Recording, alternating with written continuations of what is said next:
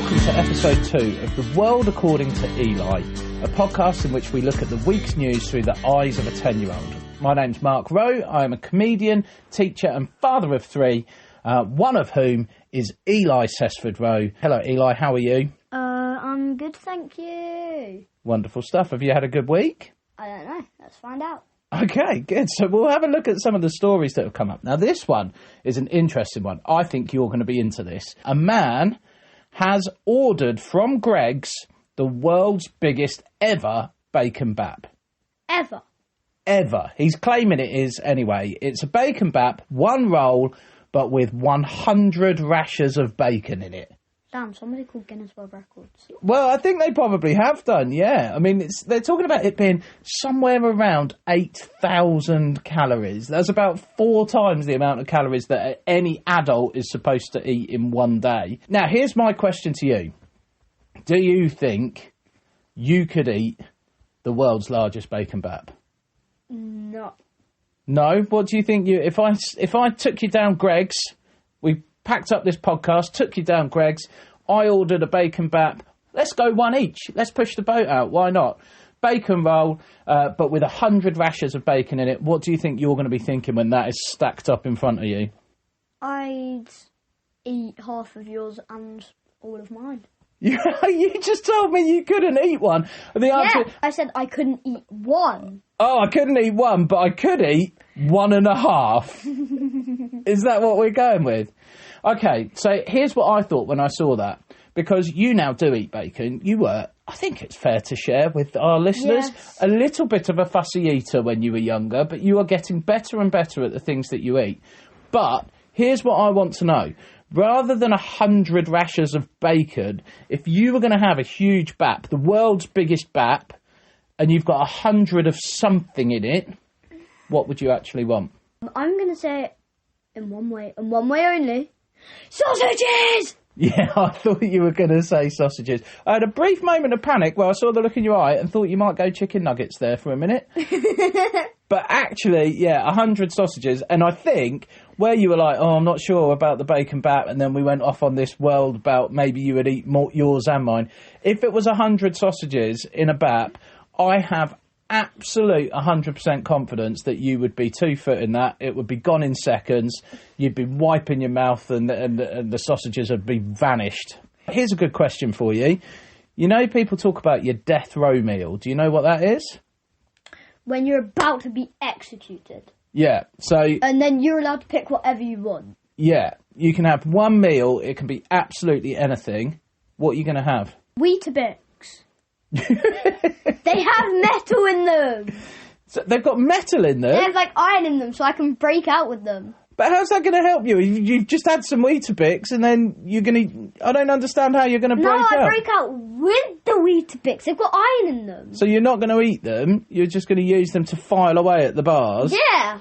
Okay. I love your thinking. I think that's very creative. I was really going for what's your favourite food, not how are you going to break out of prison using a breakfast cereal. 100 rashers of bacon in the bat. Oh, we're back to that. 100 rashers of bacon in a bat. I like that. I like the way that you've drawn that in a nice full circle. So that's what we started with the world's biggest bacon bat. And now we've got you on death row for a crime that is undisclosed at the moment.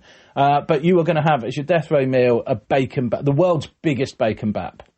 Yeah. I like it.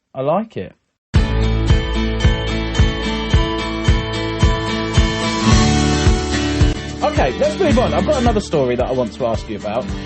There was a thing yesterday. Now, this is actually quite an old story, but it's just come to court yesterday, where some burglars have found themselves up in court because they broke into Blenheim Palace. Oh, I've seen this. Okay, do you know what they stole? They stole a, £2.8 million golden toilet. That's right, that's exactly what it was. I'm so shocked that you knew that. They stole a £2.8 million golden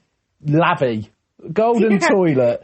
And apparently they talked about it a bit like it was an artwork, but it was a fully functioning, fully plumbed in toilet. Right, and it got me thinking, in the world, according to Eli, if you've got a palace of your own, so you're rich, What might you have that you would have that's a normal, everyday object that you'd have made out of gold? Golden mug.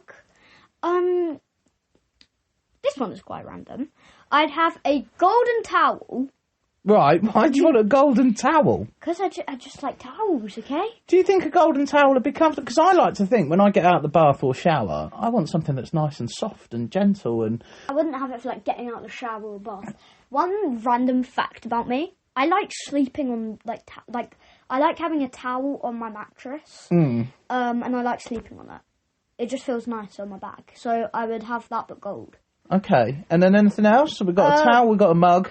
Limited edition Beano annual just for me, made of gold. A Beano annual made from gold? Yes. What, and all the pages are gold as well? So it would be like gold outlines where the white bits are gold, but then like it would have the actual like Dennis and Nash would be the same, Minnie the Minx same. Oh, so all the stories are what we expect. Dennis the Menace is in there, Nash is in there. But they're not gold. Like the actual panels aren't gold. Right. They're regular. But everything around it, surrounding it. So it's sort of like a frame for the comics, like a golden frame. Yeah. I like it. Bash Street Kids? Hell yeah. Hell yeah. Bash Street Kids. I was trying to think of some others then. I nearly said Desperate Dan, but he is definitely the Dandy. You ever read the Dandy? Yes. Oh, you have? There's Dangerous Dan in Beano. He's a new one. He came in 2022, I believe. I have to be honest, I haven't read the Beano in years. Maybe I'm missing out. Maybe I need to relive my youth and go back to the Beano. So, we've got our gold objects. Yeah. Okay, we're doing all right. We've got our huge, big sausage bap, the world's biggest sausage bap. Here's another question for you this week then. I saw a story yesterday that said King Charles had visited JCB. You know JCB, like the diggers and the tractors, and they make all of those kind of vehicles. But he'd gone and visited the plant, and King Charles had changed a tyre on a JCB. And then, when he'd finished doing that, he took himself down to a pub, to a brewery, and poured himself a pint. And I just thought, what a blokey way to spend the day. And it's not how I really picture King Charles. It's not what I imagine him getting up to. When I think about King Charles, I think of like banquets and speeches and visiting people and being a diplomat. I don't really picture him down the Dog and Duck in the afternoon, having a pint, smoking a fag, going out to change a tyre on the old JCB that's parked up in the car park. What sort of other things do you imagine King Charles gets up to when we're not looking? Watching Twitch. You think he watches Twitch? What do you think he's watching on Twitch? Like, this is random, but like gaming videos. Because if he's at a pub, he's changing tyres, then he may as well like watch Twitch streams. So you think that he's also like watching Twitch and playing games? He might have his own secret Twitch account. You reckon? What would he call? What would King Charles's Twitch name be if he's trying to keep it a secret? Charlie B plays. Charlie B plays. Or Charlie A plays. Or Charlie anything plays. But like Charlie. What about Letter plays? King Chazza plays. Maybe. Go search it up. You might just find Charlie, King Charlie, sat there having a little game on Twitch, and that's what he's been doing with his spare time. Yeah. Do you reckon? Yeah. Here's my question, and I think this is going to go way over your head. Yeah. Like, if he was doing blokey stuff, like if he was, you know, out changing tyres, having a pint, what if he had to go and fix a boiler? Do you think that's something that King Charles could do? He's blokey enough to fix a boiler? Probably. Do you think he's corgi registered? I have no idea what that means. No, that's all right. Don't worry, that was just a silly little joke to make me laugh. Here is the last question. Oh, you whistled. Yeah. Now, I know you've learnt to whistle this week, but now is not the time to be whistling. So, here's my last thing to talk to you about this week. And this is a story that is very close to my heart. Because, as you know, not only am I a teacher and your dad, I am also a stand-up comedian. And there was a story this week. Somebody has proposed that on the NHS, people who are suffering with mental health and depression are cured by being given tickets to go and see stand-up comedy.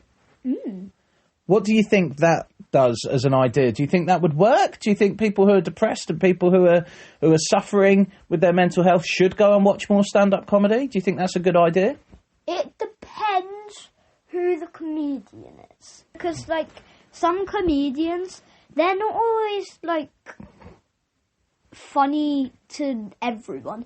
They can go see Mark Rowe. They can go see Mark Rowe. Oh, you think that I would be a safe bet, do you? You think I would cheer people up? Well, that's very nice of you to say.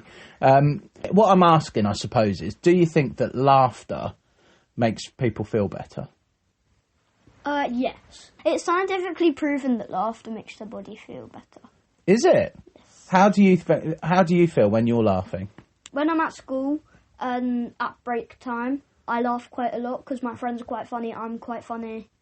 Okay, one of the other suggestions was that people shouldn't just go and watch stand-up comedy, but if they're struggling with their mental health, if they're feeling a little bit down, maybe they should have a go at being a comedian. Is that something you think would be a good idea? Hell yeah. Do you? Why do you think that's such a good idea? Because they can make themselves laugh, they can enjoy themselves, they can, like, get out there into the world. Do you like making people laugh? Yeah. Do you think you make people laugh a lot? Hell yeah. I think you do. I think you make people laugh all of the time, and I hope that you've been making people laugh on the podcast as well. I hope that people have enjoyed listening to it. If they have, then what do you think they should do? They should subscribe, whatever it is, and they should leave a review. Absolutely. So if you've enjoyed it, please do like and share it. Tell other people that they should be listening to. Do leave us a review because that really helps to spread the word.